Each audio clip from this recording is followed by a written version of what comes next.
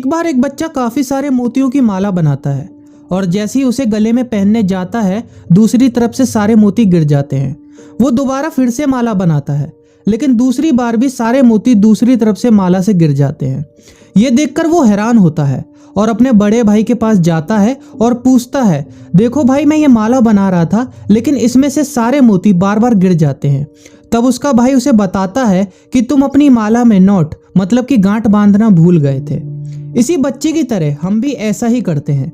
जब भी हम कुछ पढ़ते हैं, कोई नॉलेज अपने माइंड में एंटर कराते हैं, तो हम भी उस डेटा को लॉक करना या मेमोरी नोट लगाना भूल जाते हैं, जिसकी वजह से पढ़ते समय तो हमें ऐसा लगता है कि हमें सारे आंसर्स याद हो गए, लेकिन कुछ देर बाद ही हम वो आंसर्स भूल जाते हैं।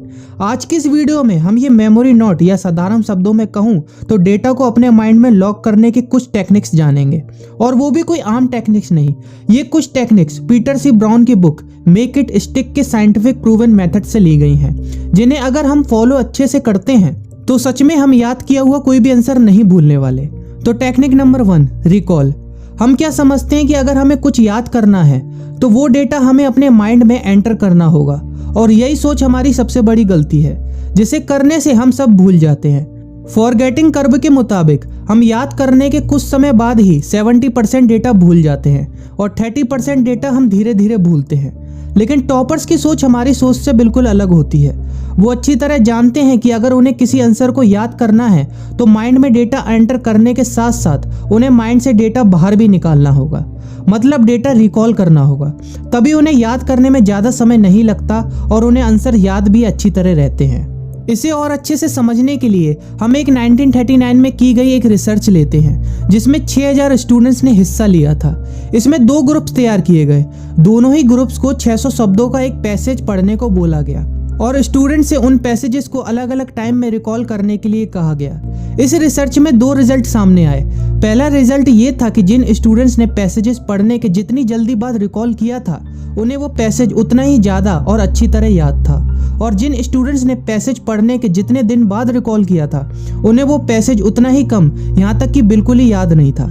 दूसरा रिजल्ट ये था कि जिन स्टूडेंट्स ने पैसेज पढ़ने के जितनी जल्दी बाद रिकॉल किया था, उनका कुछ दिनों बाद दोबारा टेस्ट लिया गया, लेकिन तब भी उन्होंने बहुत ही कम डेटा भूला था।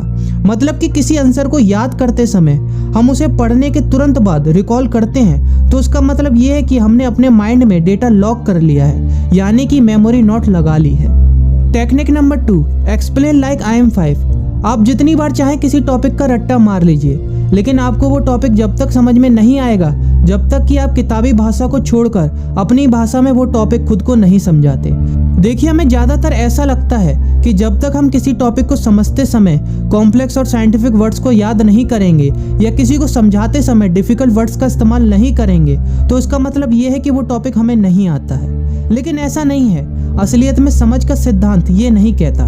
देखिए, अगर हमें किसी टॉपिक को अच्छे से समझना है तो ज़रूरी है कि हम उस टॉपिक को अच्छे से रीड करने के बाद बुक क्लोज करके बिना किसी कॉम्प्लेक्स या साइंटिफिक वर्ड्स के उसे अपनी भाषा में खुद को ऐसे समझाएं जैसे कि हम किसी छोटे बच्चे को समझा रहे हैं, जिससे वो टॉपिक हमें अच्छे से समझ में आ जाए। Technique number 3, prime for learning.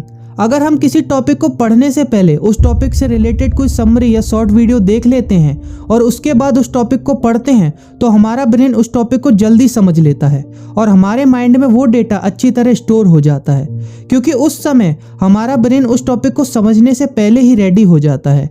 इसलिए अगली बार किसी टॉपिक को पढ़ने से पहले उससे रिलेटेड कोई समरी पढ़ना मत भूलना। Technique number 4, mix up your practice.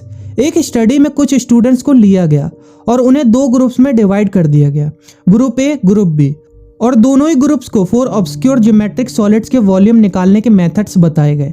Methods बताने के बाद ग्रुप ए, ग्रुप बी को मेथड से रिलेटेड सेम क्वेश्चन सॉल्व करने के लिए दिए गए। क्वेश्चन दोनों ही ग्रुप के सेम थे, चेंज सिर्फ क्वेश्चन के सीक्वेंस में था। मतलब ग्रुप ए को क्वेश्चन समूह में दिए गए, जैसे 4 क्वेश्चंस स्फेरिकल कोन से, 4 क्वेश्चंस हाफ कोन से, एक्सेट्रा। लेकिन ग्रुप बी को क्वेश्चंस रैंडमली मिक्स करके दिए गए। जब इन दोनों ग्रुप्स के रिजल्ट आए तो ग्रुप ए ने 60% स्कोर किया और ग्रुप बी ने 89% स्कोर किया। मतलब जरा से चेंज से 29% का इम्प्रूवमेंट। और अगर यही चेंज हम भी पढ़ते वक्त करते हैं तो ज़्यादा चांसेस है कि हम खुद को इम्प्रूव कर पाएंगे। तो बस यही कुछ बातें आज आपसे करनी थी। जैसा कि आपको पता है, ये कुछ टेक्निक्स पीटर सी ब्राउन की बुक मेक इट स्टिक से ली गई हैं। अगर आप चाहें तो डिटेल में इस बुक के बारे में गूगल पर भी पढ़ सकते हैं। अगर आप इस वीडियो में बताई गई टेक्निक्स को अच्छे से फॉलो करते हैं तो आपको अपनी रिमेम्बरिंग एबिलिटी बढ़ते हुए नजर आ जाएगी। वीडियो अच्छी लगी हो तो वीडियो को लाइक और शेयर करना मत भूलिएगा।